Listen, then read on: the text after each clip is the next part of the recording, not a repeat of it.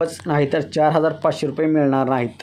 मुख्यमंत्री माझी लाडकी बहीण योजनेसाठी आतापर्यंत जवळजवळ 2 कोटीहून अधिक अर्ज आले आहेत. आतापर्यंत या योजनेअंतर्गत अनेक महिलांना 3,000 रुपये देखील मिळाले आहेत. तर सप्टेंबर महिन्यात ज्या महिलांचे अर्ज पात्र ठरले आहेत त्यांना आता तब्बल 4,500 रुपये मिळणार आहेत. आता लवकरच पात्र महिलांच्या बँक खात्यात तिसऱ्या हप्त्याची रक्कम जमा होणार आहे.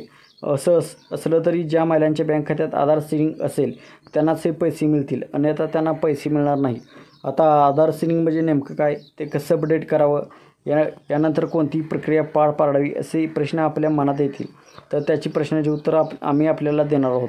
माझी लाडकी बहीण योजनेचे पेमेंट पाठवल्यानंतरही अनेक भगिनी तक्रार करतात की माझी लाडकी बहीण योजनेचा पहिला हप्ता, दुसरा हप्ता त्यांच्या खात्यात जमा झालेला नाही.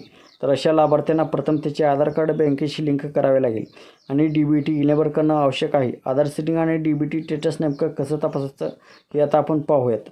माझी लाडकी बहीण योजनेचा आधार सिडिंगचा करण्यासाठी खाली दिलेल्या महत्त्वाच्या स्टेप्स आणि पाहिलं. सर्वप्रथम तुम्हाला NPCI.org.in वरच जावं लागेल. होम पेजवर कन्झ्युमरवर क्लिक करा. त्यानंतर त्याखाली भारत आधार सिडिंग इनेबल क्लिक करा. आता आपला आधार क्रमांक टाका आणि येथे बँक आणि खाते क्रमांक योग्यरित्या निवडा. बॉक्सवर क्लिक करा, कॅप्चा भरा आणि सबमिट बटनावर क्लिक करा.